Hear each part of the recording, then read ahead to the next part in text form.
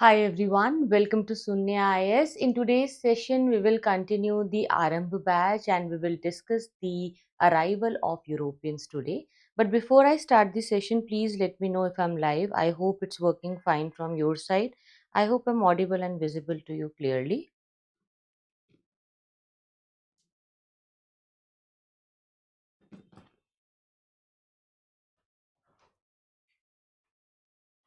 How's it going, guys?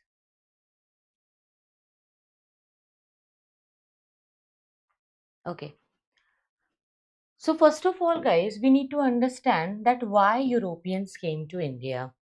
This is a relationship in which one is dependent on other. The West was dependent on the East for what? For spices, for cotton, for silk, handicrafts, and so many other goods. So basically, it was like the West could not survive without the goods of the East. Why?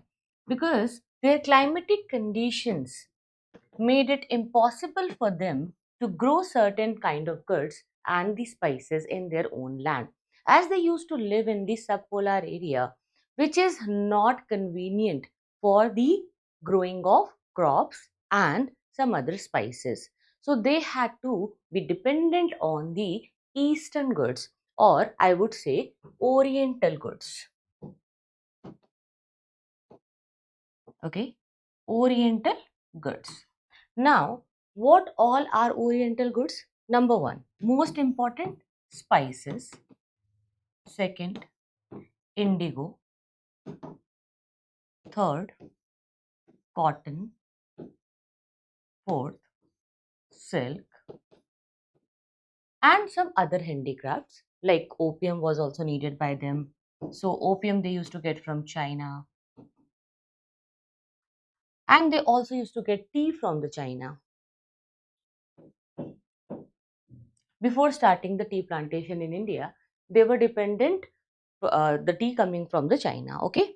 Yes. Thank you so much for confirming, guys. Fine. So, first of all, I need to tell you that how the coming of Europeans happened. There is always a motive behind everything. What triggered it? Why it happened? What they wanted. So, they wanted all these goods. Now, the problem was that there was a middleman. There was a kind of obstruction in between the West and East. After the fall of Constantinople, which is also known as Istanbul today, this obstruction got created as known as the Muslim intermediaries. Now, the Muslim intermediaries, they were in the between and they could not help the West to get into the direct connection with the East. They did all for the obstruction so that they could get their own commission as middlemen. So they were the middlemen here. Now, what they used to do, whatever was going from east to west was going through the Muslim intermediaries, and these Islamic rulers, these Muslim businessmen, they already controlled everything. Now, all the important land routes and existing sea routes were in the control of these Muslim intermediaries, and that's why somehow the Western world or the Europeans had to discover a new sea route.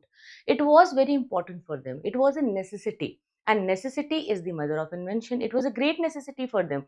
They had to discover a new sea route because there was no other way. And Portuguese king, he was also known as the navigator. He wanted to discover a new sea route and he started sponsoring these voyages, and that's why Vasco da Gama came to India. So Portuguese were the first to come here. Here you need to remember a date which is very very important, 1453. This is the date for which the fall of Constantinople happened. What is that? Basically, after the fall of Roman Empire, the Ottoman Empire, or you can say the empire from the Middle East, which was the Islamic Empire, they came and they occupied the Turkey area or the Turkey area. So that in the Turkey, there the Istanbul is there even today. So Istanbul was known as Constantinople at that time. It was the center for the trade, and it used to connect all the important ports and the routes from the entire world. So capture of Constantinople was like giving a final blow to the Romans and giving the power to the Ottomans. So now Ottoman Turks, Ottoman Turks, who were the Muslim rulers, they captured the Constantinople or they captured the Istanbul. Okay, and this event is also known as the fall of Constantinople. Now, first of all, we need to understand the coming of Portuguese to India. Then we will talk about the establishment of Dutch, French, and English and Danish trading centers in India. Dutch and Danes, they both are very, very important. Basically, Dutch, they came first and they had a serious rivalry with the English. Okay, so we will talk about Dutch and Danes, and we will also talk about the Anglo-French rivalry. Here, just to remember, Danish trading company or Danes came from the Denmark and Dutch came from the Netherlands. Okay, this you need to remember. Now, Anglo-French rivalry, or also known as the Anglo-Carnatic Wars, are also important for us. Then we will discuss the rise of British power in Bengal after the Battle of Buxar and Battle of Plassey. So, first of all, when I talk about the coming of Europeans, and they traveled so long. However, we already had many existing routes. For example, this is the Red Sea route, which directly connected Europeans to India. They had the land routes via Baghdad. They could come from other areas also. But as I told you, this entire zone was blocked. It was completely blocked by the Muslim intermediaries and it was under the control of Ottoman Empire. So ultimately, there was no other way to reach India, and just to have it in their own direct connection, they discovered this new sea route. This is very, very important. Now, what you need to understand is that when they will be coming here, they tried for the for the very first time, and for many years, they could only reach to this particular part, which is the tip of the South Africa. They reached here, and after this particular place, they could not see anything in the entire ocean and they had no idea how to move further. So, in this situation, they used to hope for the better future, and that's why this zone is also known as the Cape of Good Hope. As it was a hope for them that in future they might discover the new sea route and they will get to achieve the Indian routes. But with the help of Abdul Majid, the Gujarati pilot, Vasco da Gama ultimately reached India, and this was the route from the Madagascar island. He came here and then he was welcomed by Zemurin. Zemurin was the ruler of Calicut, and when they reached Calicut everything changed. Basically, when Vasco da Gama came, Zemurin welcomed him. Zemurin was the king. Now, Indians, we have a tendency of Vasudeva Kutumbakam. We feel like everybody is like our family and we all are connected. We all have a feeling of oneness. Okay, this is a problem also. Why? Because before accepting anyone, it is very important for you to know the person, to know what kind of intentions could be there. Now, Vasco da Gama never had a good intention. He, knew that somehow he will be here for the business and he might face wars also. He was well prepared. But when he came, he was very soft spoken to everyone. And it was a great deal for Indians to receive a foreigner like this who came from so long, and by discovering a new sea route, it was a great thing. So in the history, they wanted their name to be written, and it was always in the golden letters. Even today, we remember how Zemurin welcomed Vasco da Gama. And Vasco da Gama, when he saw the wealth of India, the kind of spices we had, especially the black pepper, was also known as black gold in Europe. These things suddenly helped India, and ultimately it really triggered Vasco da Gama to come back again. Basically, when he went with all these goods and spices, after a few months he went back. He sold it and he got 60 times higher prices. So it was a 60 times profit, which is a very big profit in business. Basically, in business it is said that if you buy something in from the wholesale market, or if you acquire some goods and then if you can sell it for the double of the price, then that's an achievement. It's a good business. If you are selling it for 5 times, then it is a very profitable business. 10 times is considered a very big bloom, but here 60 times profit was taken by Vasco da Gama. This was something which made him clear that if he wants to be rich quickly, it will be great if he can come back to India. and then he used that existing route which he discovered by his own efforts, and now he came back again, but this time he wanted to open the factories. So when he started opening the factories and when he started the fortifications also, he had to face the wars from the Zamorin. So Vasco da Gama faced the wars and attacks from the local rulers also, and some other powers also, the Muslim powers also. As I told you, that Muslims were always intermediaries in between. So it was a destruction of trade for them as well, because the Muslims will not be able to get that level of commission now. So that, end of their business and that profitable commission was getting killed due to the Vasco da Gama.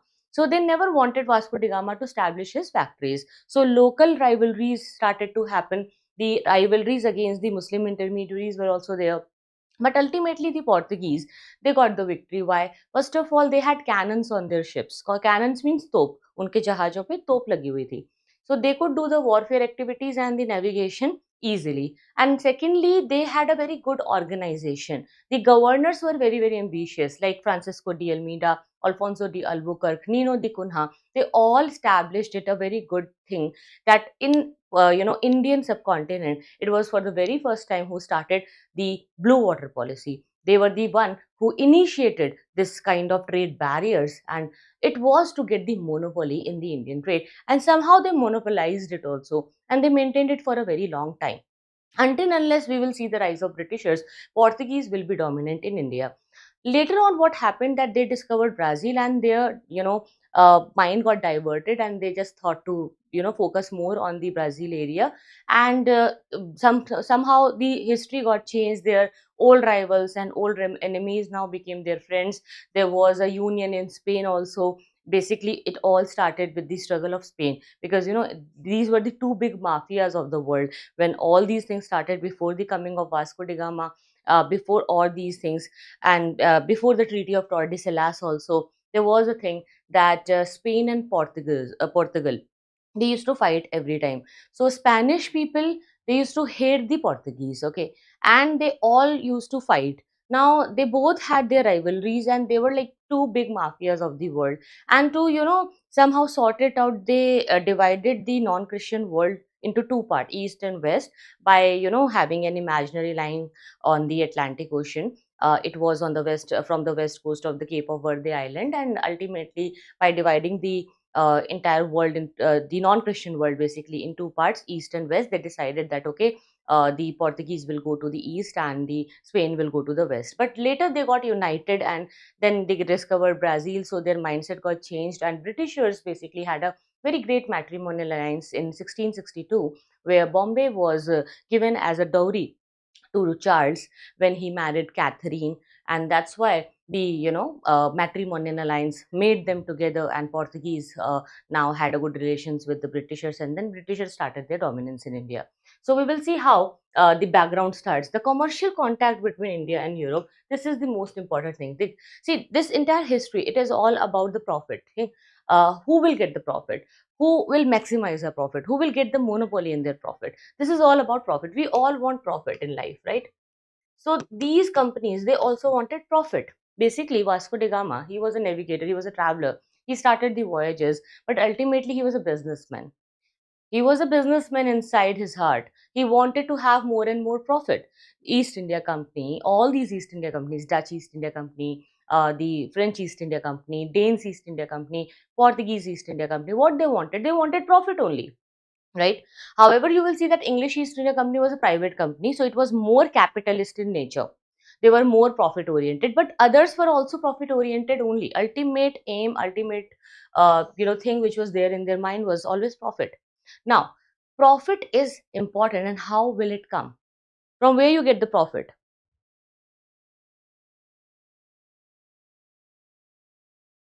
Are you getting the point? Or where are you getting the profit? Your guys are asking me about the topic. It's written on the YouTube. You can see that, right? We are discussing the arrival of Europeans. Okay. Yes. Now tell me, do you know how do you get the profit? If you understand this formula, it is applied everywhere in the life. As I told you that polity is the guardian of economy. Polity helps you to get goals treasuries, glories, everything, right? Polity is the guardian of economy.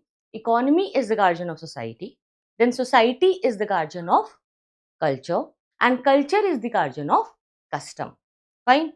Now, when we talk about these things, we understand that it all starts with the polity.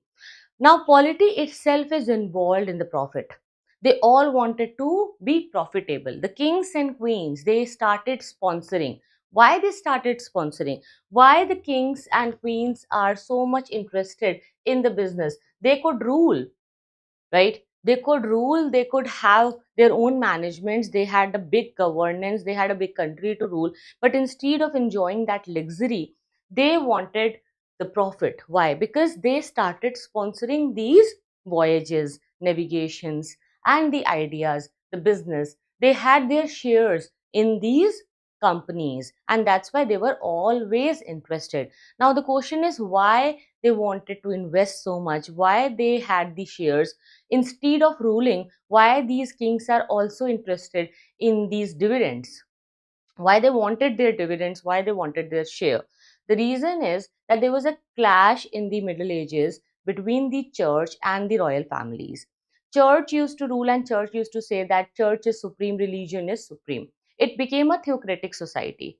And now, to dominate the church, and even to see that if we can be more powerful than church, the political rulers wanted to show their own interventions. They wanted to show that how they could be more profitable, and they could really do the things which is more easy and accessible for the masses. They will be more useful than the church. Okay, somehow church legitimized the king's position. Like here in India, we saw Brahmins, they legitimized the position of Kshatriyas and the rulers. So similar things happened in this case also, that these kings, they wanted their superiority to be confirmed. They wanted their position to be legitimized. They wanted their growth. They wanted their personal growth. They wanted to come out of the clinch of the church. They wanted to show the world that kings are supreme, not the, dark age or the dogmas spreaded by the church. And somehow this, made the kings more and more superior when they started sponsoring these or trading activities, you can say. Now, commercial activities are all oriented to the profit. I was asking you how the profit comes. Profit comes when you solve a problem. Okay, every time there is a rule in the business that when you want to do the business, you need to solve a problem first. Discover a problem. But nowadays, we have seen that commercialization and capitalism at its peak, that people create problem, even if it is not there. I have seen on Instagram that many skincare products are being sold, which is of no use. It destroys your skin. But ultimately, why? They just want to show you that it's a problem, and you need to buy the product for that. But that's a wrong mentality, and it will not lead to any profit in the long run. Because ultimately, when you will lose your customers, ultimately it is of no use. Fine. So it should be a real problem, not a problem created or shown by you, but a real problem. So at that time, what was the problem? The Western world wanted to have the spices and the goods, or the Oriental goods, from the Eastern world. So that was a problem. Now, to solve this problem, what they will do? They will create a solution or a product. So solution or a product will get you money, will get you the profit. So this is all about it only. And now when they got to have this new area, new sea route discovered, they started to see monopoly as their foremost intention. Why? Because if you get the monopoly, you can fix the prices. How Indian goods became so much in demand to the world, and it became so high in the prices. The prices were increasing. Why? Because when demand increases, the prices also increases. See, in India, we had limited resources. Now, the Indian shopkeepers and the owners with their goods, whenever they used to see that in the world there is such a high demand, everybody wants Indian spices only. Everybody would love to have the Indian spices. So somehow they had this mentality to, increase the prices again and again. So Indian shopkeepers, owners, traders, for their own goods, they started increasing the prices.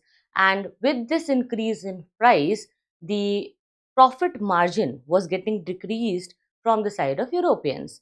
Now these European traders, they thought that if they could have some solution, if they could fix the prices, it will be great. Now how they will fix the prices? By getting the monopoly. If they will be only one, if let's say only Portuguese are here for us to buy the products of Indian goods or from the Indian markets, so we will not increase the prices, because if there is a limited demand, so we will not increase the price. Instead, we can decrease it, because we know that this is the only customer we have, right? But if you will have multiple customers for your goods, you may increase the price, because you will love to have more profit for your own goods.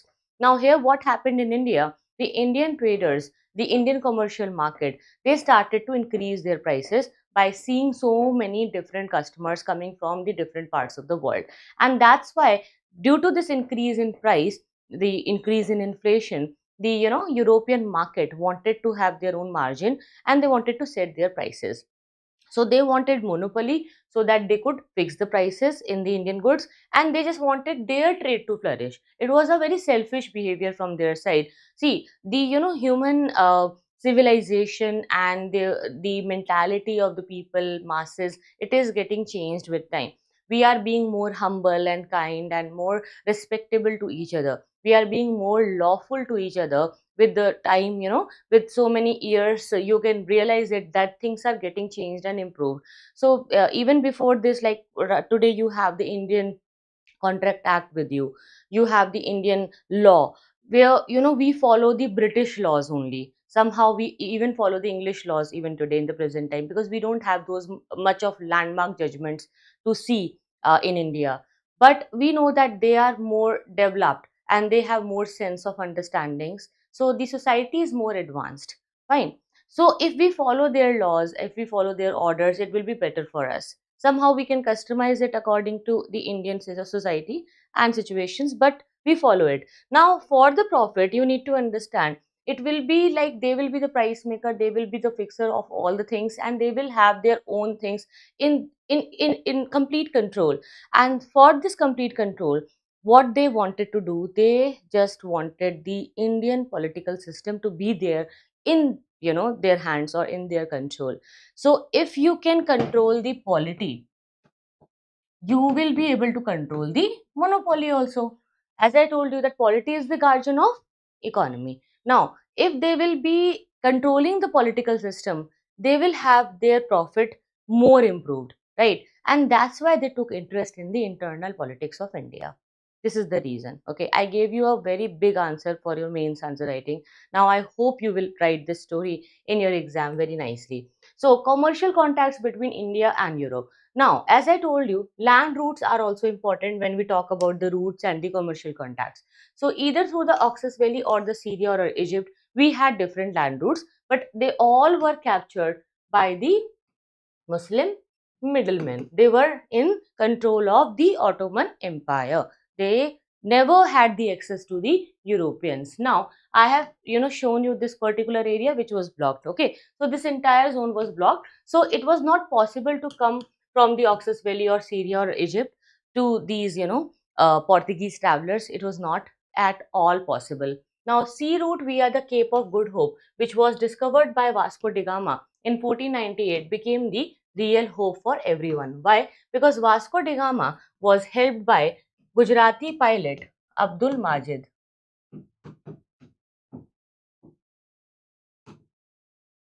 Otherwise, even Vasco da Gama could not reach India. He had got the help from a Gujarati pilot. He met him in the area of Cape of Good Hope only, and they became friends. And then this way, Vasco da Gama reached India. So where he reached in the Calicut.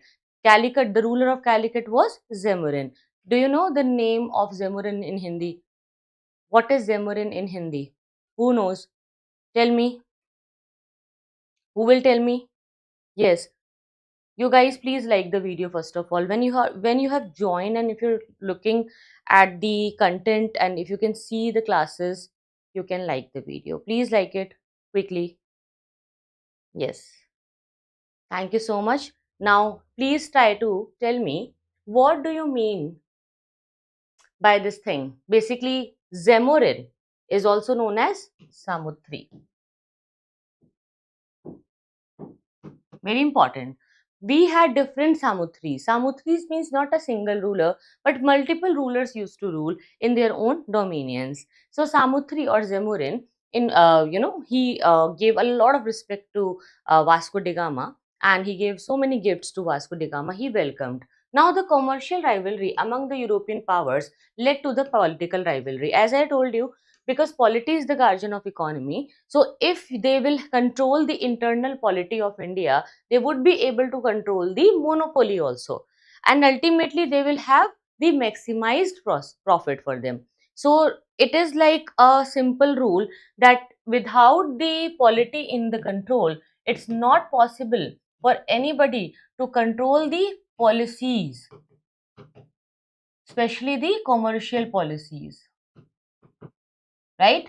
So the economic policies or commercial policies guided by the political system will be in your control if you know the ruler, if you understand the ruler. If the Indian ruler is in your hand, then he will do everything according to your business, and he will make the policies according to your own plan. The commercial treaties will be signed that will increase the control, and ultimately it will only give you monopoly.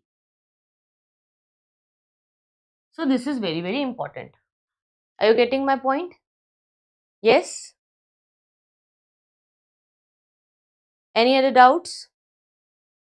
Now understand, the commercial rivalry among the European powers led to the political rivalry, and ultimately the British succeeded in establishing their rule in India.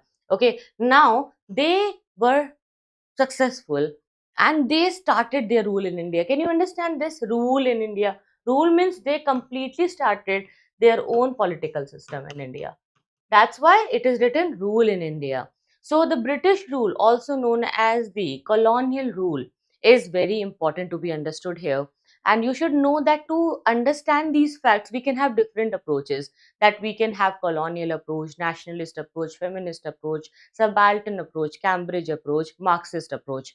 These all are approaches to know the Indian history or the modern Indian history. So we can follow the sources and approaches to know the modern Indian history. So if I talk about the sources, we have many archives. Archives were the offices where the papers and documents were kept, and they were kept safe for the future references, of course. So Britishers, basically, they had a very good habit of keeping all the documents very secured. They had archives attached with each and every office, and that's why they used to keep these records. So the Indian archives or the British Indian archives, even the office of records in Lahore, then in Delhi, the monuments, everything from that particular time, those research papers, they all are the sources to know the modern Indian history. And if I talk about the approaches, the most famous approach is the colonial approach, which says that Britishers came in India to civilize the natives, and it was a white man burden on them that they were so educated and developed that they had to do something for the undeveloped or underdeveloped societies. So they came here to help the Indians to come out of the darkness and get educated and be more civilized. Okay, so it was a white man burden on them. And thirdly, it is said that they also wanted to spread the Christianity. So in short, we can write gold, glory, and God, for which Britishers came to India. Okay, what do you mean by God? To spread Christianity. What do you mean by gold? India was known as the sink of gold, and they wanted to have commercial relations and trading contacts.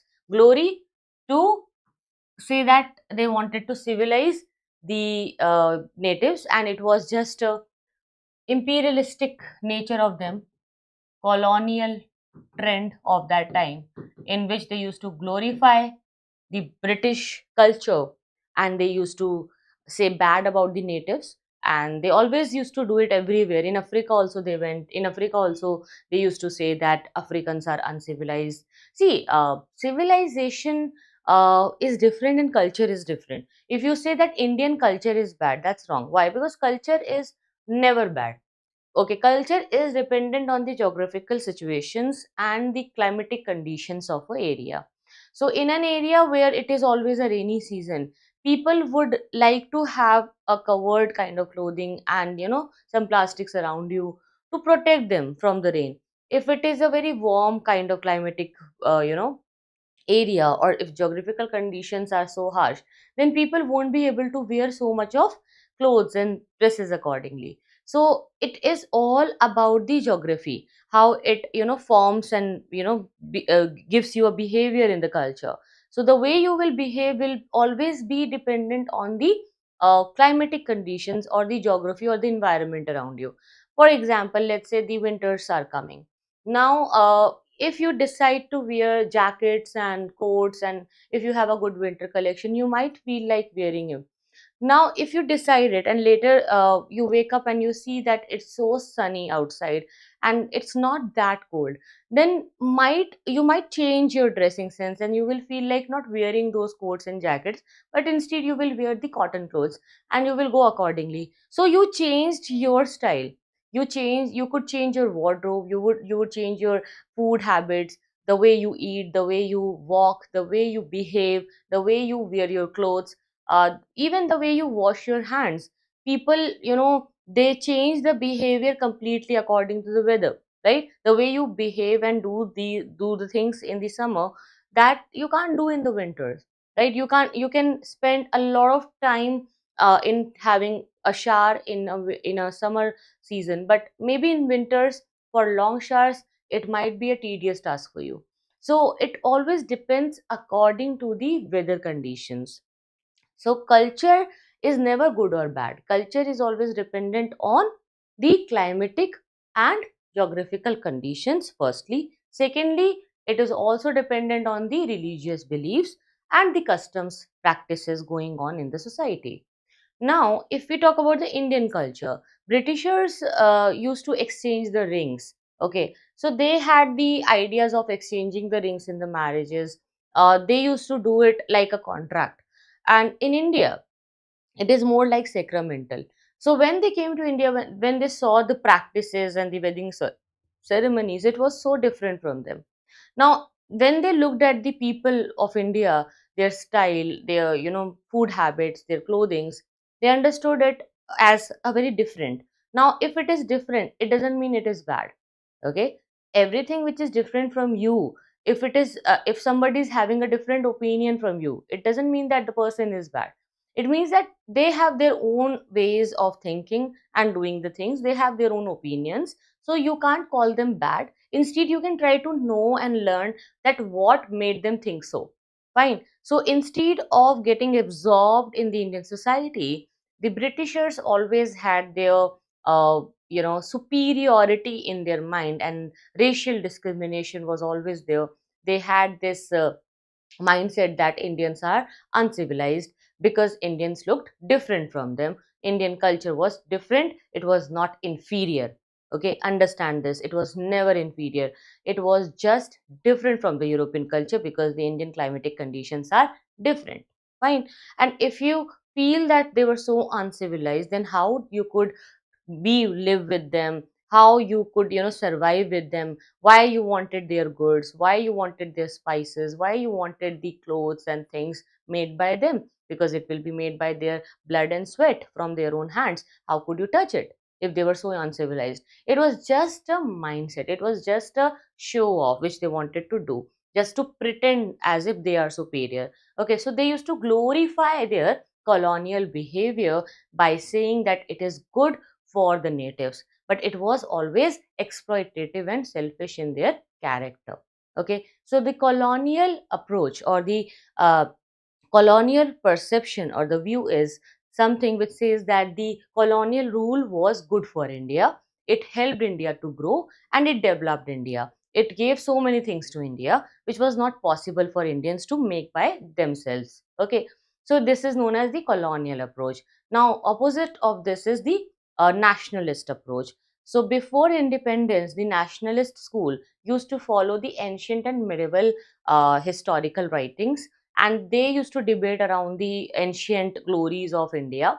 But later they started writing about the modern Indian history as well, However, to call it modern is also not right, because modern means modernism, which talks about women empowerment, development, manufacturing sector having good export. So it was not at all modern, but it is just a convention which we follow in the writings of history, that we call it a modern Indian history. However, nothing was modern.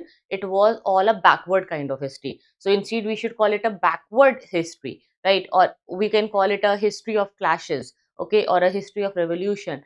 But we call it modern Indian history because it is a trend which is followed in the Europe and the other parts of the world, where they call it ancient, medieval, and modern. In European history, they follow the same trend: ancient European history, medieval European history, and modern European history. So similarly, they wrote the Indian history in their own perceptions and ways, and they called it modern Indian history. However, it was never a modern history. Nothing was modern. Nothing was modernized.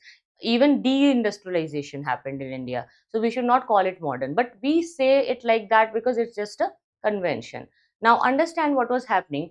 Vasco da Gama, when he reached to the ports of Calicut in 17th May 1498, he was warmly received by Zemurin, the ruler of Calicut, and he also made a second trip in 1502. Why he came again? Because he wanted to have more profits, and this time he wanted to establish factories. Okay, when he came again, he wanted to establish the factories. And here, what happened? We also had some other, visitors coming in India. So Pedro Alvarez Cabral, okay, he also came in 1500, and with the Vasco da Gama, he established trading stations in Calicut, Kannanur, and Cochin. But he was attacked by the local rulers and the traders. So just remember the name Pedro Alvarez Cabral. Okay, now Cabral also somehow managed to start the factory. So he was the first one to start the factories, but his factories were destroyed. Okay, now Vasco da Gama had to face the warmth of Zemurin because he started his factories, and somehow Portuguese governors in India wanted to take more interest in establishing the monopoly by the blue water policy. The idea of blue water policy was given by the first Portuguese governor, Francisco de Almeida, but then it was expanded and executed by Alfonso de Albuquerque, which you need to remember. See, three governors are there which you need to remember. Francisco de Almeida is the first Portuguese governor. He will come for the very first time, and he will go in the Battle of Diu.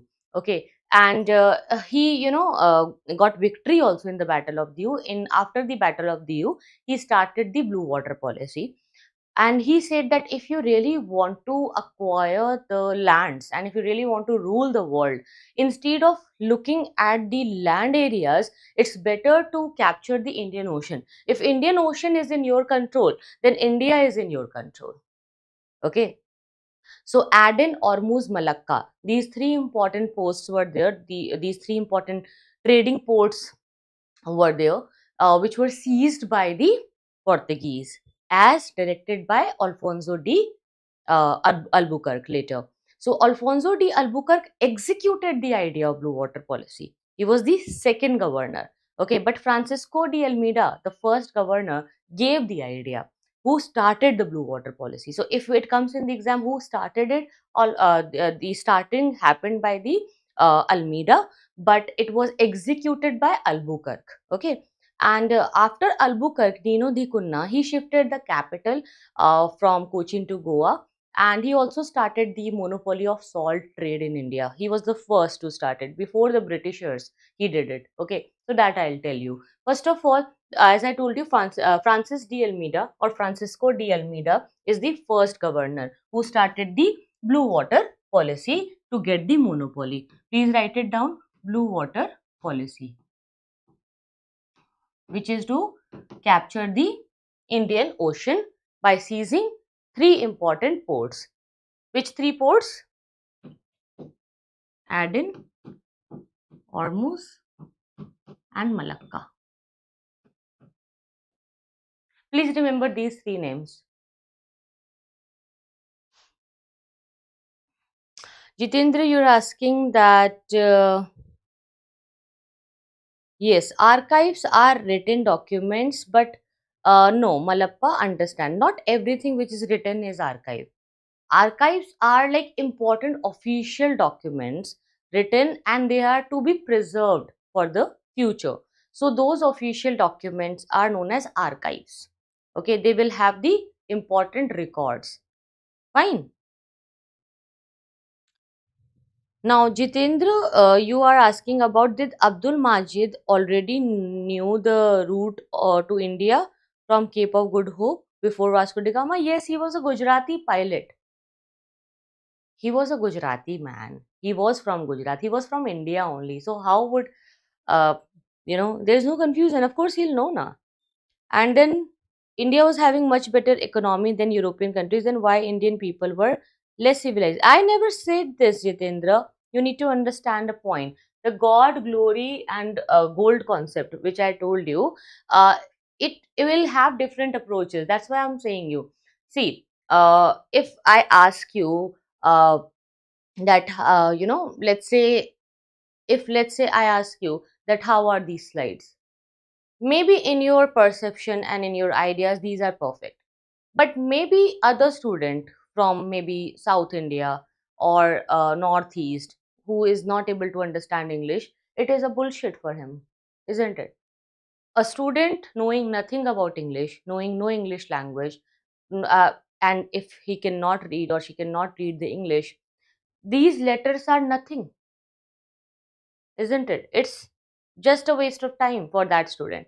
So it's all about a perception, okay, the approach which you follow, which we also say this, that the glass is can be half full for you or half empty. It is your perception how you look at the glass, which is having only half glass of water. So you can say that it is half full, or you can call it is half empty. It is your perception. Now, the perceptions, the visions, the views, approaches, ideas to look into a matter is known as the approach. So we have different approaches. Like I told you about colonial approach. Colonial approach will try to glorify the colonial rule. They will never say that we did wrong to the Indians, right? They would always behave in such a manner that they will try to play the victim card, that they had the burden, they had the white man burden to come in India. Okay, they had to do it. Are you getting my point? But Indians, on the other hand, if you will look at their approach, the Indian approach, which is also known as the nationalist approach, is opposite. It says that we already had a good economy. So the comment which you are writing is a nationalist approach comment. Okay.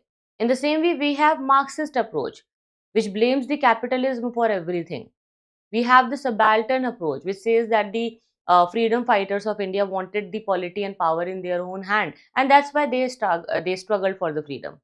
We have the feminist approach, which says that somehow women were never represented well. Then we have a Cambridge school approach, which says that it was a waste of time for the Britishers to come so long and to behave in such a manner in India. Because of this, they got diverted and they could not focus on their own wealth and development in their own country. And that's why America is now a superpower, because Britishers wasted so much of their time.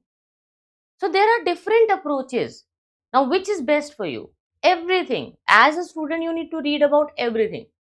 Okay, you can make your constructive criticism, you can have your own opinions, but that you can't write in the exam. You might like the colonial approach, or you may feel good about the nationalist approach, but if it is asked in the exam, then only you will give your opinion, and that too in a very balanced way, not sharing your personal thought but balancing it as a good student. Okay, so you need to learn all these approaches. But this is the Aarambh batch. Right now, we have just started with the modern India. If I'll go in the deep details, like R.C. Majumdar, what was told by R.C. Majumdar, how Tara wrote about it, then these authors, these details, and everything will be a lot of data in your head, because I believe that you have just started from the zero and you have just begin with the preparation. So I won't give you those details right now. I will only give you the basics, more than the basics, more than the NCERTs, but it will help you in understanding the entire concept well, so that when you will read the uh, spectrum or any other standard book, then you will feel like you know everything already. You will be so familiar about the concept that you will have more confidence to read, and it will be very smooth for you. Okay, you might take only few days to complete a standard book after watching these classes. So this is the benefit of watching the Arambha batch. Fine. I hope you got the point. Now, let's proceed. So, the first governor was Francis de Almeida, and in 1509, Albuquerque was made the governor of Portuguese territories in India. In 1510, he captured Goa from the ruler of Bijapur, and now Goa became the capital of Portuguese settlement in India. He also captured Malacca and Ceylon, means Sri Lanka was also captured by him. So, the most important governor, the most important Portuguese governor is Albuquerque. Remember the name? Albuquerque, the most important governor. He was the second governor who really executed everything. He got the Bijapur also. From the Bijapur Sultan, he got the Goa also. He started the village administration also. He also started to make some roads and canals. He started the irrigational activities, potato, tobacco, chili. These new crops were also introduced in India. The cotton plantation was started by the Portuguese in India. The metallurgy and art of making metal crafts, foil and rigging was started by the Portuguese in India. So he was the one who did everything for the establishment of Portuguese. Now he also built a fort at Calicut, and he encouraged his countrymen to marry Indian women. Albuquerque died in 1515, leaving the Portuguese as the strongest naval power in India. Portuguese settlements in India are very, very important. Basically, when Albuquerque died, before his death, he made the power so strong that the settlement survived for very long. At Daman, Salsit, and Bombay, on the west coast, they already had their factories and establishments. The Santhom, which was near Madras, and Hooghly in Hooghly in Bengal, on the east coast was also important. So on west also they had their factories and establishments. On east also, but why the decline happened? By the end of 16th century, they lost all their possessions except in Goa, Diu and Daman in the next century. Why? Because of the rise in power of British East India Company or English East India Company, which was a private company. And they also got diverted to Brazil, as I have already explained in the starting of the session. Right? So I'll not explain it again. I hope you remember that. Fine. So these you can see here are the Portuguese settlements in India. So I would just start from this zone. Here you can see Diu, Daman, Dadra, Nagar Haveli, Salsit, Chaul. Very important. Battle of Chaul is something which I'll teach you more in details later. Goa. Here you can see Mangalore, Kannanur, Calicut, Kodangalur, Cochin, Kolan or Kollam, then Nagapattinam, Thoothukudi, the area of Santhom, Pulikat, Masulipatnam, Hooghly, and here is Chittagong. So these are all are the Portuguese settlements in India. You can see that they already had captured the entire coastal zone of India. This is known as the which policy? Tell me quickly, which policy? This is known as the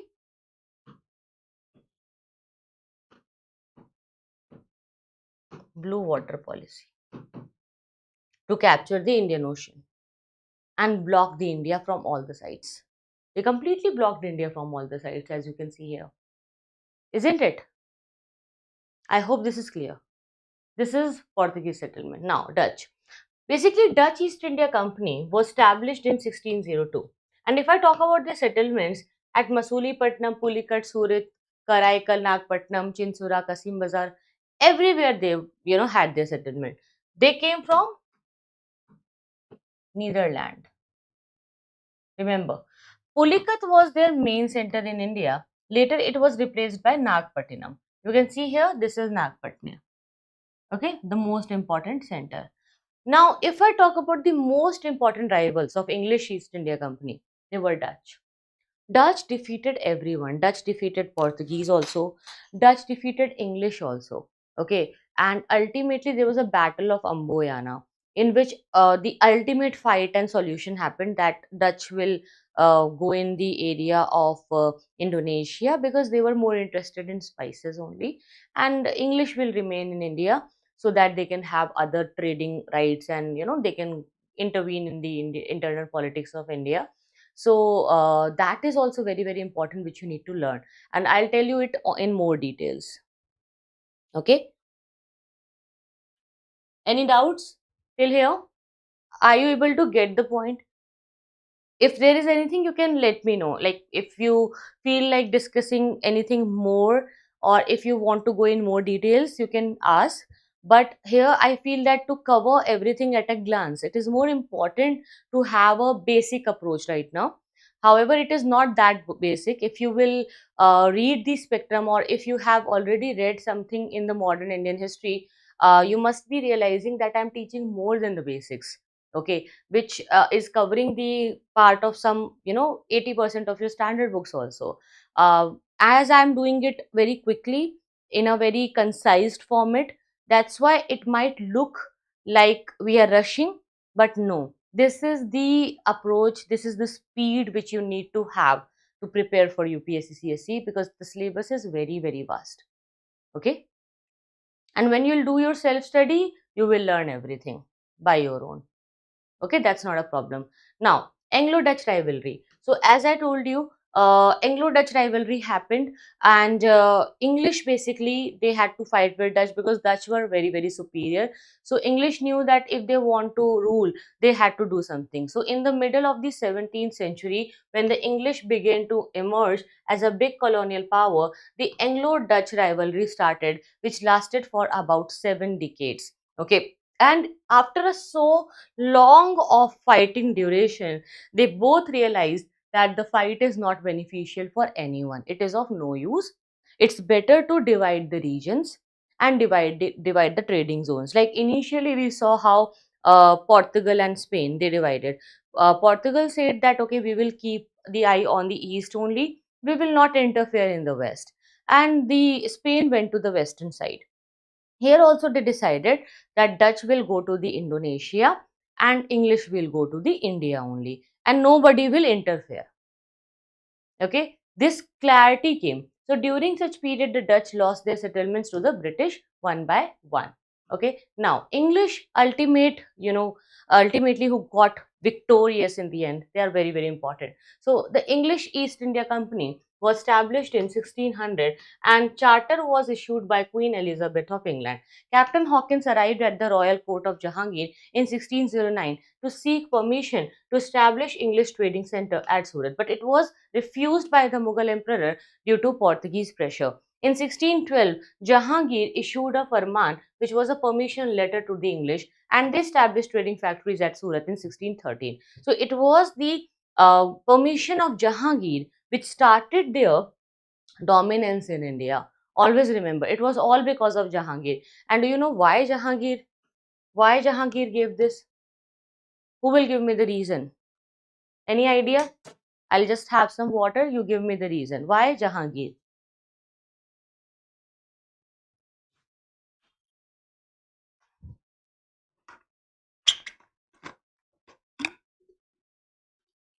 Why Jahangir was so interested? Yes.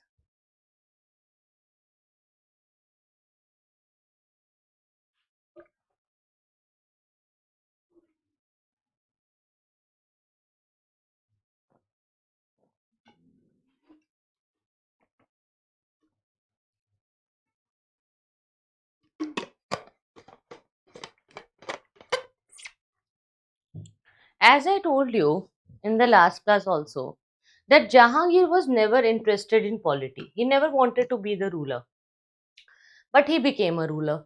And he was able to see the rise of Portuguese power in the coastal regions. Somehow, he knew that Portuguese are very superior, and he won't be able to give any kind of rights to the English East India Company. So initially he used to deny also, but later he thought that maybe it will bring some benefits for him, and it will give a good, healthy competition to the Portuguese as well. He was not a good, a ruler with foresightness. He had no foresightness, and he had no navy of his own. He was impressed by the English East India Company when they defeated the Portuguese in a naval battle. He was so impressed that he was ready to give them all the kind of trading rights. This is the reason. Okay, now Sir Thomas Roe, as I told you, in 1615, Sir Thomas Roe came to India as an ambassador of James I. James I was the king of England at that time. When he came to the Mughal court, he knew that how to impress the Mughals. So he obtained permission from the Jahangir to establish the English trading factories in different parts of India. And that's why Agra, Ahmedabad, Baroda and Bharuch, in all these places, the factories were started. This came in the prelims exam. Okay, that's why please remember that in 1619, in which areas or in which of the places the English had their factories. Remember the names, very, very important. Agra, Ahmedabad, Baroda, Bharuch. Agra, Ahmedabad, Baroda, Bharuch. Bharuch was the option given in the prelims exam. Have you seen this paper? Have you seen PYQs, prelims exam? Remember? Yes, Dutch left India upon their own interest because they could not win against the English East India Company, and the rivalry was going so long that after the Battle of Amboyana, it was decided that they should have their zones divided, and voluntarily they just got retired from India and they just went very peacefully. However, they will try again for the very last time when Mir Jafar, Mir Jafar. Basically, I'll tell you about Mir Jafar later in tomorrow's session. Mir Jafar basically invited Dutch after the Battle of Buxar. He invited, uh, and he not after Battle of Buxar, Battle of Plassey only he invited, because he thought that he is trying to lose his powers, and somehow he wanted to be more powerful. So he again invited Dutch, and there was a battle of Chinsura, but again Dutch were defeated. Okay, and Mir Jafar was also defeated. So I'll tell you about that conspiracy later in tomorrow's class. So here, English East India Company acquired Bombay from the Charles II, and Charles II was that then king of the England. How English East India Company acquired it? In the dowry.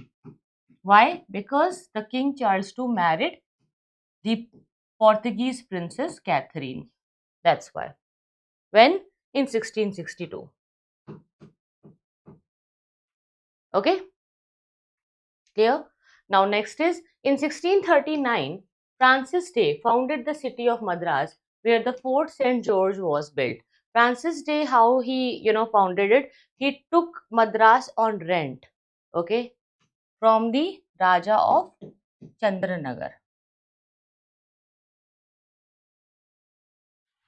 He took it on rent, okay, and after taking it on rent, he started to establish his zones and factories here, and then they started the judiciary system also in this area of Madras, and it was the first town in India to get MCD. Okay, like you see MCD today, municipal corporation. So that was started from Madras only. Francis Day was the one who gave this right. So in 1690, an English factory was established in Sutanauti by Job Charnock, which developed into the city of Calcutta. They basically took three villages under their zamindari rights: Sutanauti, Kalikat, and Sutanoti, Kalikat, and third is Govindapura. Please remember these three names. Combined these three villages and made a fort there, and that that was done by Job Charnock. This is known as Fort William, and later it became their capital also. Okay, later in 1911, they shifted the capital from this place to Delhi, but for a very long time, Calcutta remained their capital. Calcutta became their capital. It was the capital of British India. Three presidency towns of English settlements started to be there, Bombay, Madras and Calcutta. And in all these presidencies, they started the judiciary, they started the function of proper law and order, they started the kachehari, local courts, they started Privy Council also. Okay. So three presidencies towns were started in these three important areas: Bombay, Madras, Calcutta. Even before the establishment of these three presidencies, Bombay, Madras, and Calcutta, can you tell me how these areas were governed individually before getting their own presidency rights? Under which court they used to come? Any idea? They were governed by which center?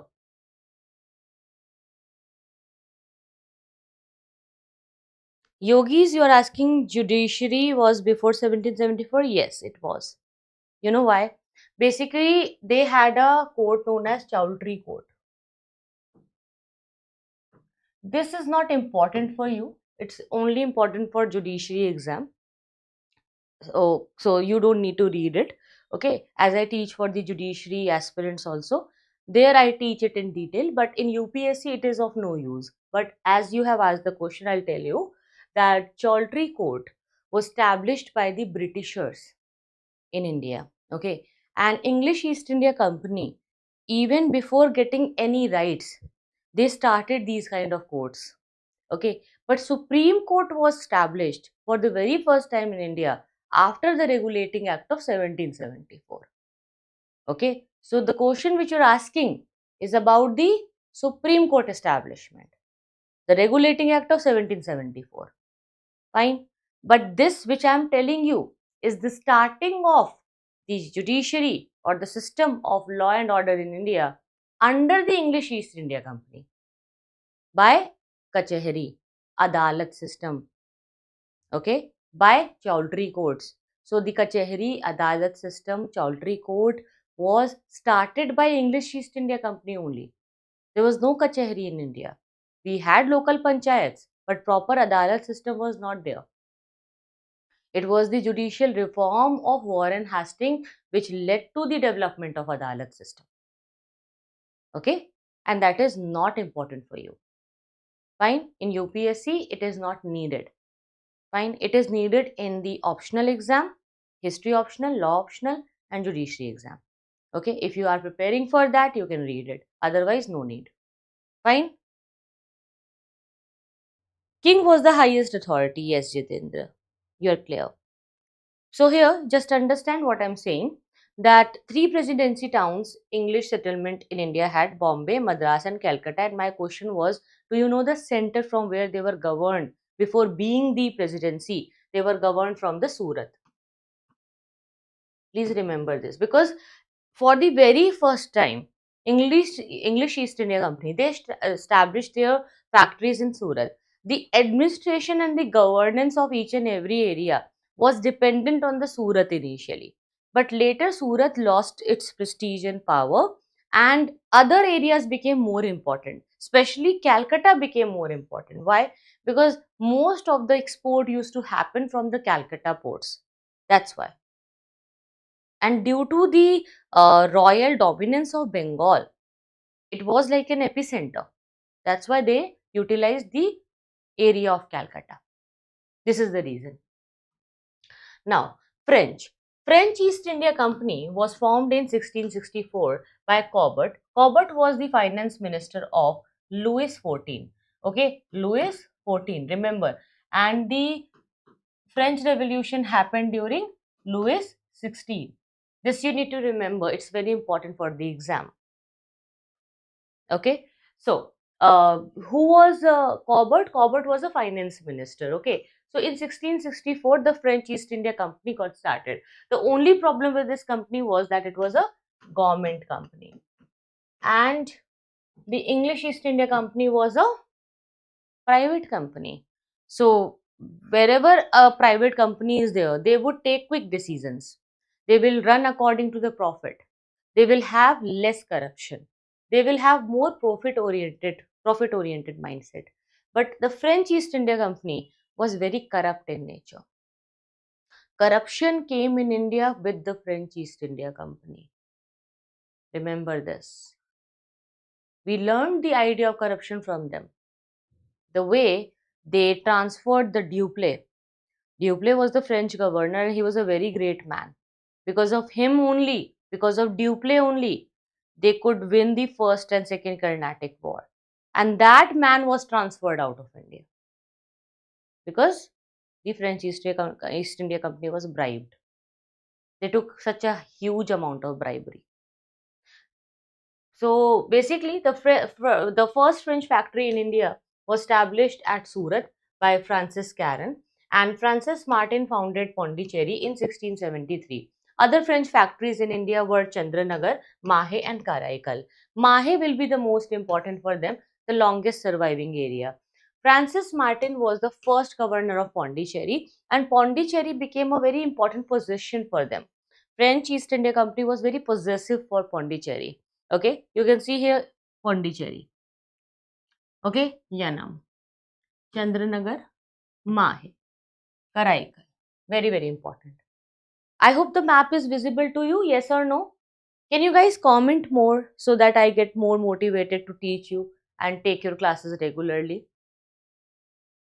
Yes or no? Is it visible? Can you read the names? Can you read Yanam, Chandranagar, Karaikal, Pondicherry, Mahe? If not, tell me. I'll, bring a bigger map for you. If it is visible on your screen, then I will keep it like this only. Fine? Okay. So, Anglo-French rivalry in the beginning of 18th century, and it was manifested in the Carnatic region in the Bengal, in the area where they got the entire zone. So, basically, this is the Carnatic region.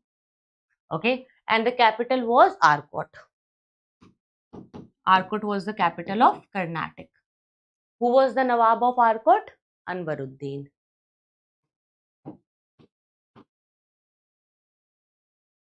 Anwaruddin was the Nawab of Arcot. Okay. But who was the ambitious Nawab who wanted to be the Nawab, who wanted to sit on throne? Chanda Sahib. Chanda Sahib wanted to become the Nawab of Arcot, but he was in the Mughal captivity. When he was released, he was helped by the French East India Company. So French East India Company helped Chanda Sahib to kill Anwaruddin, because Anwaruddin was helped by the English East India Company. That's why. In the second Anglo-Carnatic War, or second battle of the Carnatic War, they will kill Anwaruddin. There was a triple alliance, and that's why Anwaruddin was killed. This I will teach you in the Anglo-Carnatic Wars topic. Okay? Not right now. Today the topic is the arrival of Europeans. That I need to discuss first. So, French, I hope this is clear to you. Yes or no? Any doubts? Okay. So, the French basically, got a very big zone, but they came in the rivalry with English because English East India Company was very, very superior at that time. And it was not just because of the dominance in India, but French and English, they were fighting everywhere. So, as I told you, initially we discussed two mafias of the world, two big players. Two mafias means two big players. So initially it was Spain and Portugal. Okay. Spanish fighting with Portuguese. To get what? To get the supremacy on the world. To become the supreme power. So after the Treaty of Tordesillas, Treaty of Tordesillas, they divided the non-Christian world into East and West by having an imaginary line on the Atlantic Ocean from the west of the Cape Verde Island, and Spain got the area on the western side. Portugal, they got the area in the eastern side. That's why Portuguese came to the east and they established their first factory in India. Okay, now after this particular phase, for almost few centuries they fought and then they united. Then the rivalry, the other two mafias of the world came. They were known as France and Britain. So later it will be France versus Britain. Initially it was Spain versus Portugal. Now it is France versus Britain. Now French and English, they also started fighting. Wherever they used to go, they used to fight. Okay, wherever they used to go, they used to fight. In the 7 years war also they were fighting. So first it was between Spain versus Portugal. Second, it was French versus Britain. Okay, ultimately, French got defeated. They lost all their treasury. They had no more money left with them, and Britain basically was rising power. So French to French basically had the ancient royal lineage coming since a very long time. So they always ruled. They always had the power. So somehow they could not see Britain rising in front of them. It was a complexity, inferior complexity, you can say. So French, somehow wanted to show that they are the one only in the world who can rule. So that's why they wanted to belittle Britishers everywhere. So in the American War of Independence, when America wanted to come out of the British colonial rule, French helped America.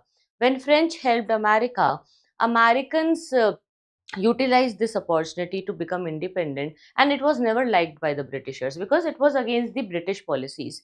So ultimately, after the American Revolution, after the American independence, French became more powerful, fine, and Britishers started to lose. But ultimately, in the end of the all the European wars, you will see that Britishers will ultimately win. Then later it will change from Germany versus Britain. In the First and Second World War, we will see Germany and Britain fighting. And later, in the end of the Second World War, it will be USA versus Germany and Japan, where USA will put the bombs on Hiroshima and Nagasaki of Japan. Okay, and then Japanese will be defeated. Okay, Japanese will be defeated. And ultimately USA will rise to the power. Then it will be USA versus USSR, okay, which is also known as Cold War. And after the disintegration of USSR, after the end of Cold War, USA will become superpower, which is also known as unipolar world. So now we are living in this unipolar world. This is modern Indian history which you need to read. So we are right now here. I have discussed this with you. I hope this is clear. Spain versus Portugal, Treaty of Tordesillas.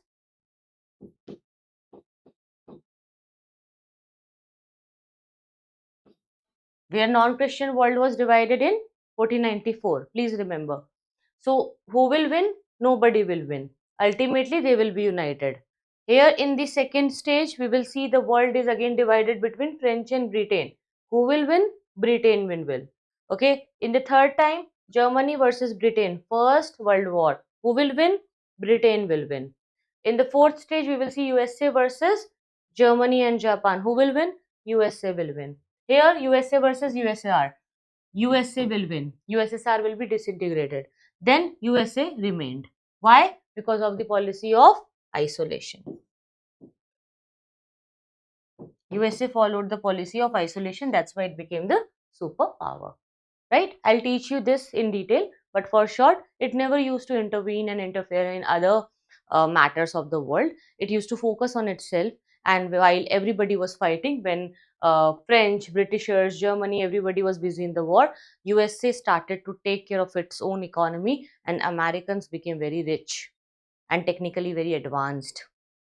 That's why, with the policy of isolation, they became superpower. Clear?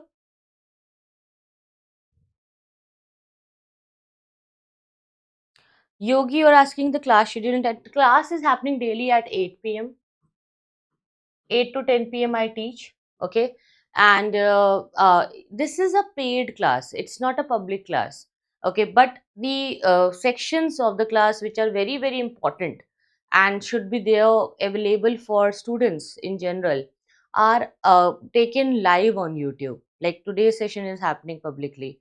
However, we don't take it publicly. It is happening at 8 o'clock, but only for the students who are in the Aarambh batch.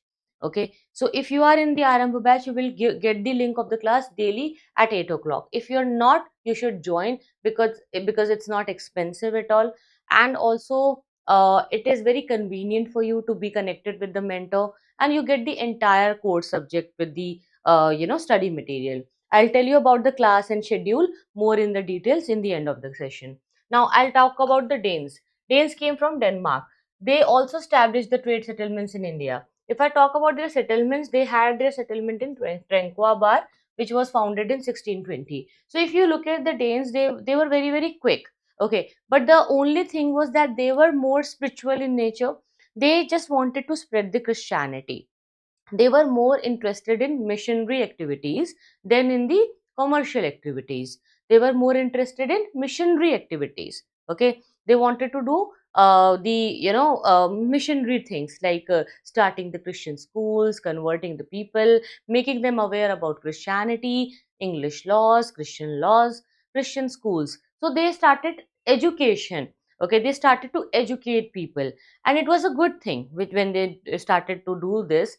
But they only had the intention of spreading the Christianity. And later, when they realized that the work is not happening very nicely, and ultimately, when they saw the rise of Britishers and Dutch, they had to go back. So they sold all their settlements and factories to the Britishers in the end, and they just went back. Okay, so Serampur in Bengal was very important settlement of Danes, and Serampur was their headquarter in India.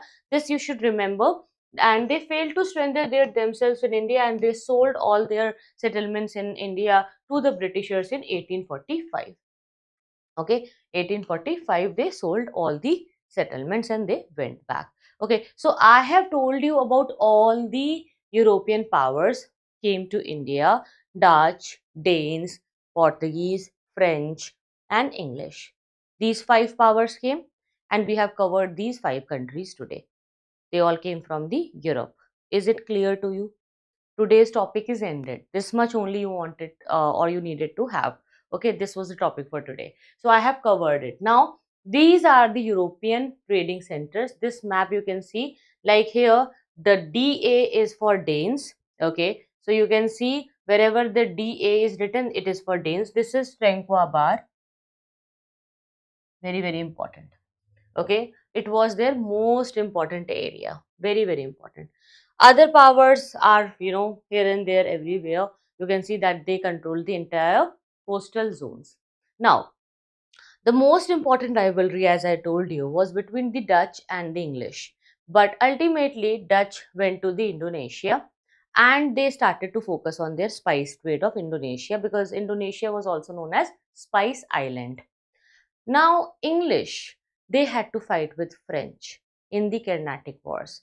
Three Carnatic Wars happened. In the first Carnatic War, French defeated the English. Why? Because Dupleix was the governor of France, and Dupleix took the initiative to keep everything in his control. Dupleix also planned to keep Chanda Sahib on the throne of Arcot. Arcot was the capital of Carnatic. Okay.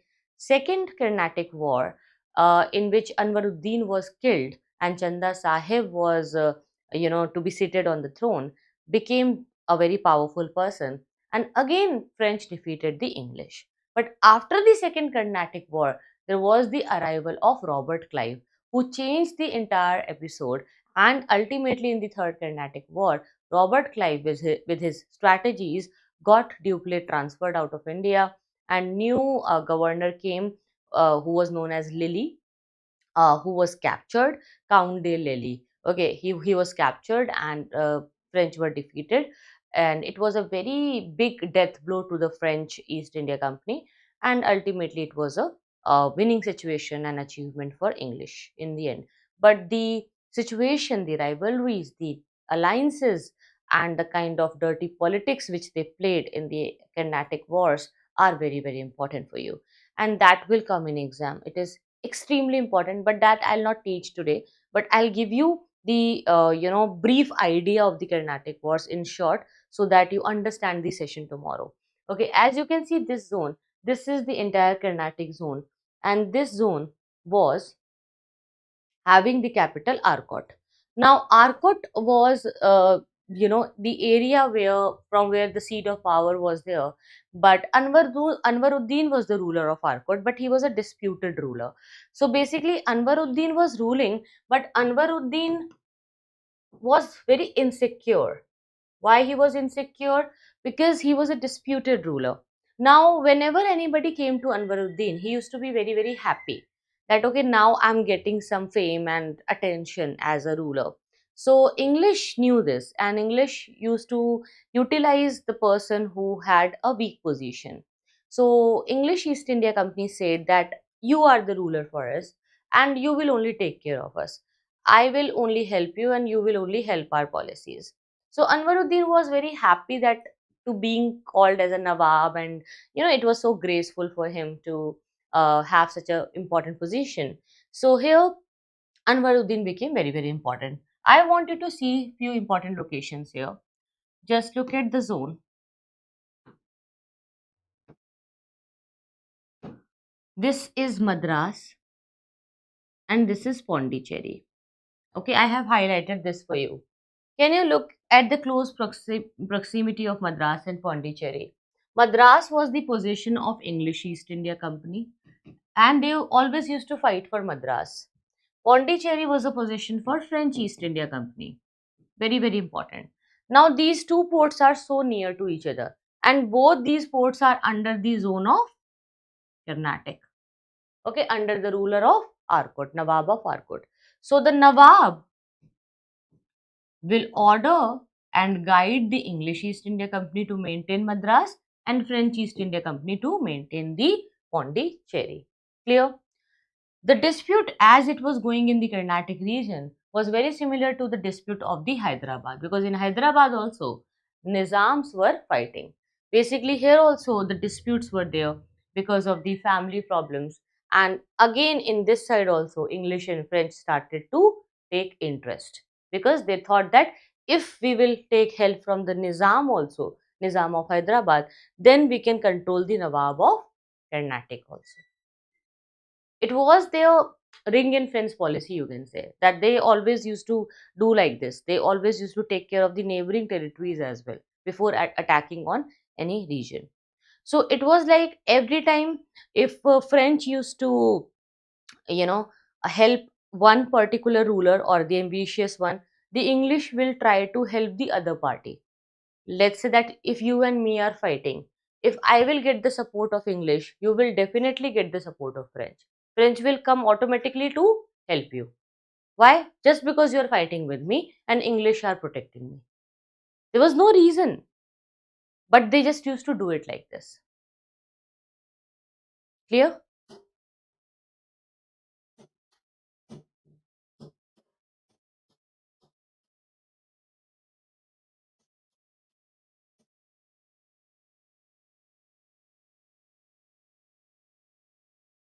Okay.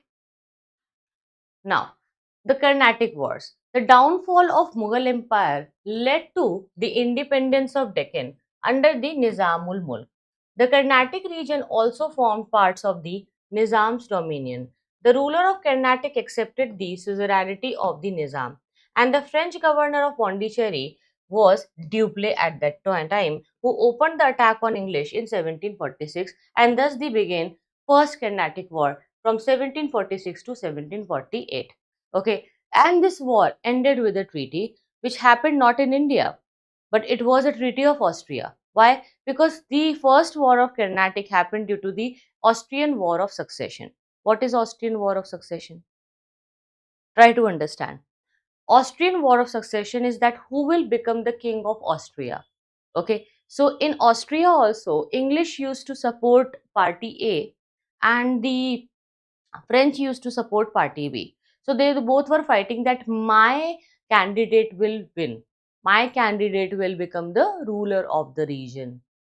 So everywhere they used to fight like this. So in Austrian War of Succession, they were fighting, and the extension was seen in the India also, because in Carnatic also they were present. Let's say there are two enemies, okay, and they both are your friends, but they both are enemies. And if I call them, or if you call them both in the same place, at your place, at the same time, what will happen to you? They will destroy your home. They will destroy your party. They will destroy everything, because just because they are the rivals, because they fight every time, they will fight in your area also, at your place also, right? So here in India, they had no reason to fight initially, but they started to fight because it was the extension of Austrian War of Succession. How it started? In Austria, they were already fighting, so they were jealous of each other. Now English, they burnt few of the cargoes, and they only, instigated it by, being very selfish in front of French. Now, French, to take the revenge, what they did, they seized the Madras. They seized Madras. When Madras was seized, the English were very unhappy, and English went to the Nawab of Arcot, Anwaruddin, to get some help. So English East India Company said that you are the Nawab, okay, Anwaruddin. We want you to come and intervene in this situation. Please order Dupleix to go outside of Madras, and otherwise it will be just starting of a war. We want your help. We want your order. Anwaruddin became very happy. Yes, yes, right. I am Nawab, so of course I will order. And he ordered. When he ordered Dupleix to go out of Madras, Dupleix, instead of going out, he started to start the battle. He just thought to, have a battle, and he denied. He was not following the order of Anwaruddin. That's why the battle happened. And in the battle, Anwaruddin was defeated. But this defeat is not a defeat of Anwaruddin. It is a defeat of whom? In the first battle of Carnatic, when Anwaruddin was defeated, it was not a defeat for Anwaruddin, but it was a loss for whom? It was a loss for English East India Company. Okay? It was a loss for English East India Company, not for Anwaruddin. Karnataka is different from Carnatic. Karnataka is here. Okay? Karnataka is different. Fine? This is Carnatic. Have you heard about Carnatic music? Hindustani music versus Carnatic music. In art and culture, we have covered it. Okay. Yes, so it was the defeat of Britishers.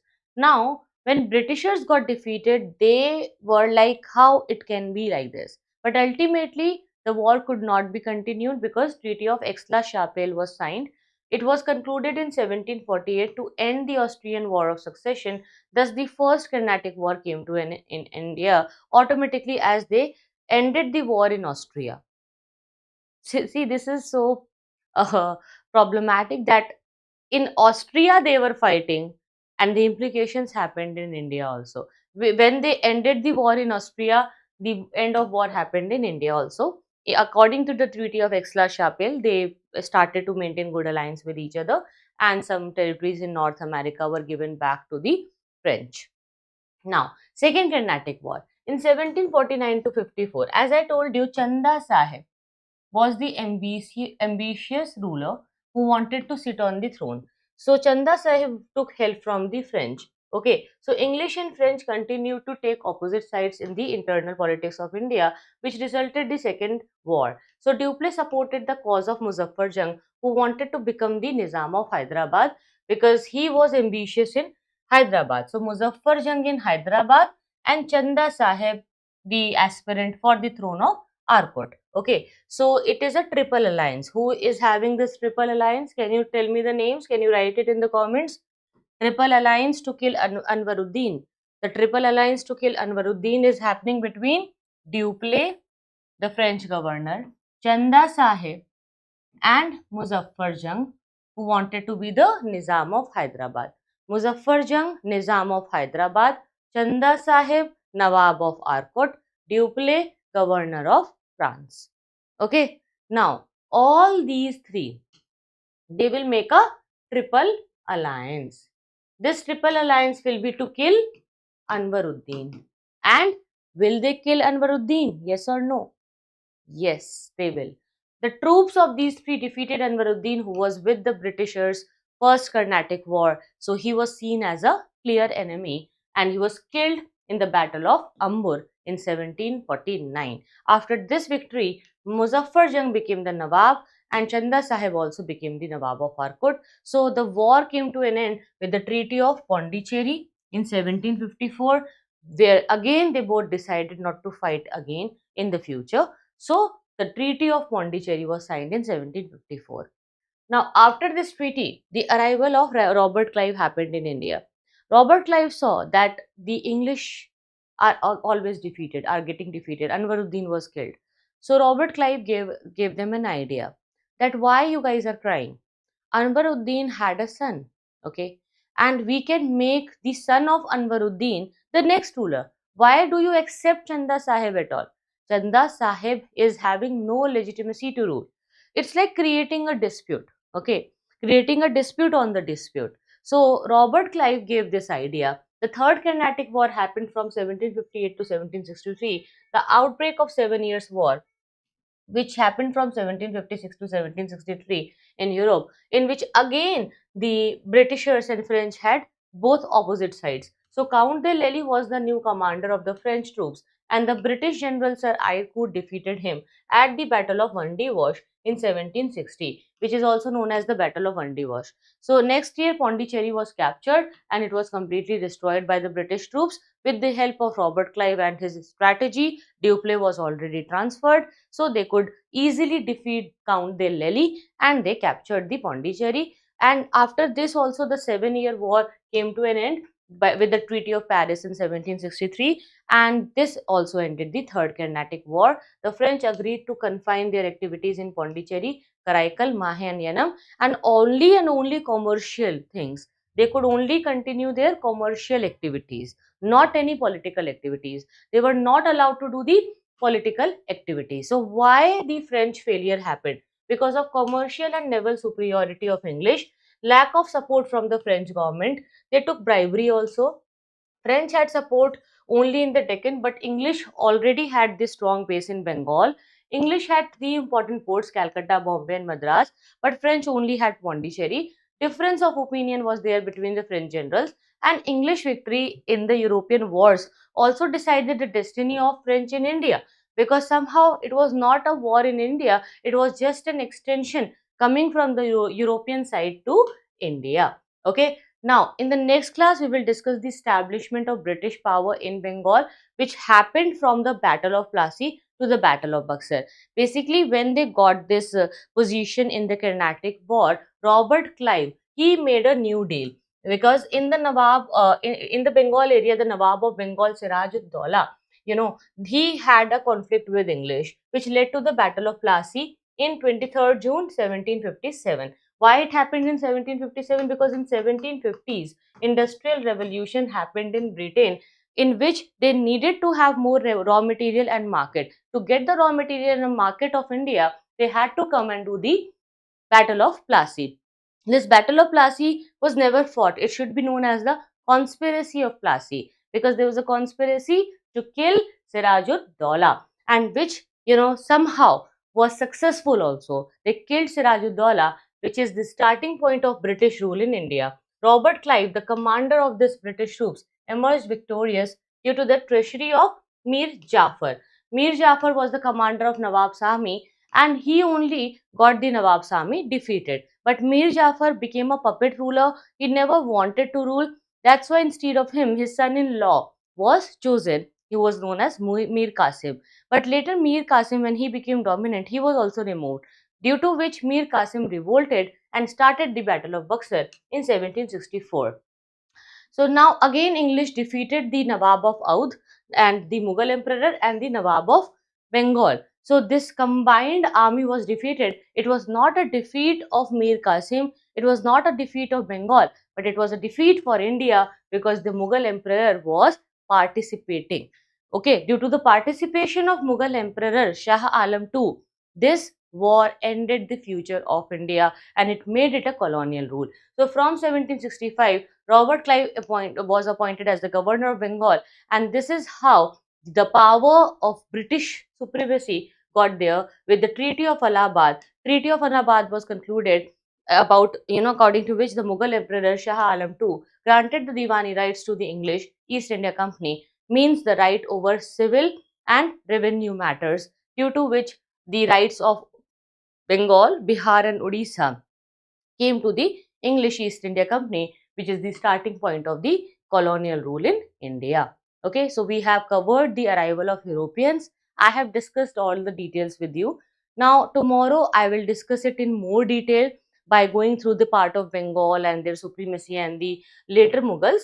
But now, as of now, this is it for today's session. Okay, now if you have any doubts, please let me know, and those who are not in the Kavach batch, please join it, because it's the best batch combining everything, and I'll be there to guide you, help you. Everybody is there, the best mentors and teachers. So please join it before the end of the last day. So what we will do in the phase 1, you will get a pre-foundation phase like this Aarambh batch, where we will guide you with the NCERT and basics of everything.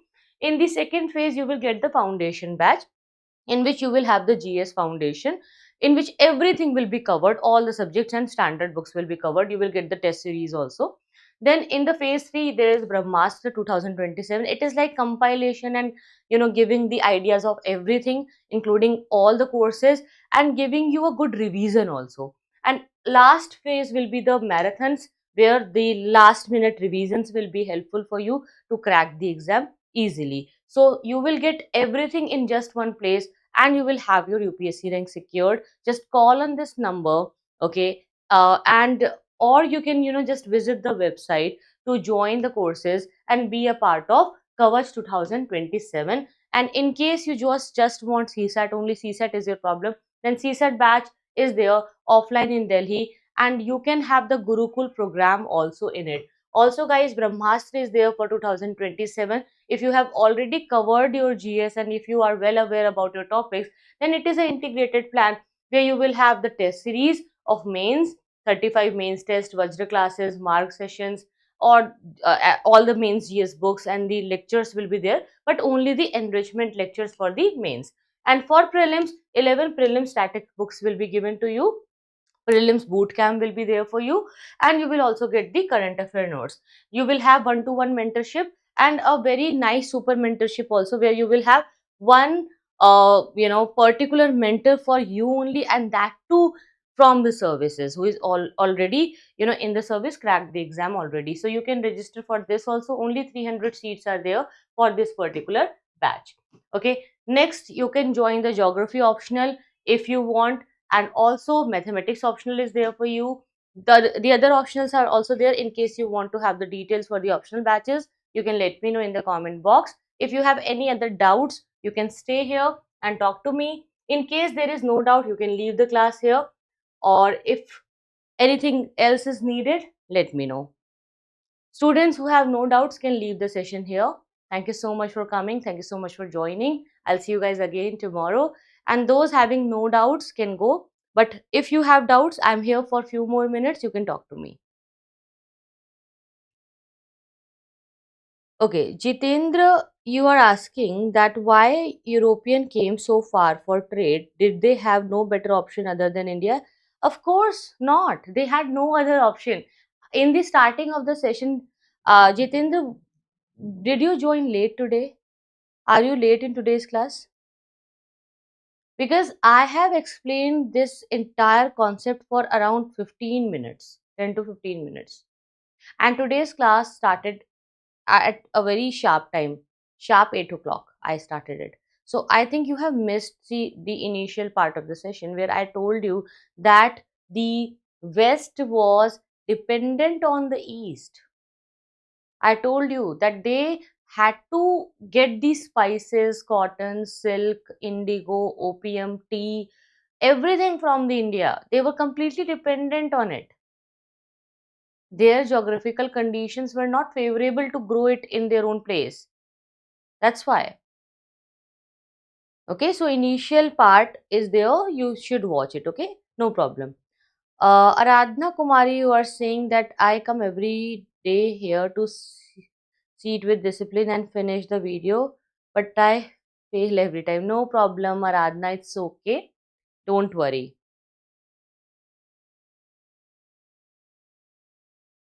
Thank you so much, Aradhana and other students. Now I feel that there are no more doubts. So can I go, guys? Is there anything you want to discuss? Please let me know. I can stay here for a few more minutes. If you want to know about anything else, I am here to help you and guide you. And even if it is not from the today's class, even if it is not related to today's topic, you can still discuss and talk to me, because it's okay to discuss your doubts. And if you have any preparation related issue, if you're going through anything else, let me know.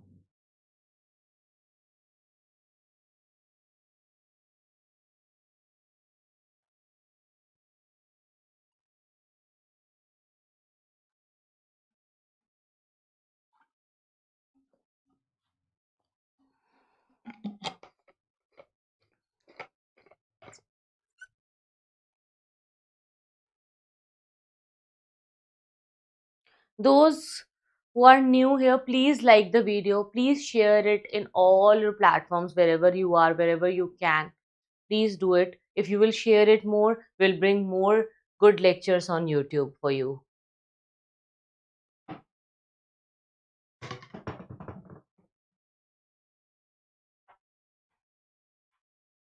Okay. Jitendra, you're asking, ma'am, will you take geography and polity? Yes, I'll take geography, polity. I'll take all the subjects. I'll not take economy. As of now, I have not decided about economy. But if the time permits, I will try to get the economy also. Otherwise, other subjects will be dealt with me only.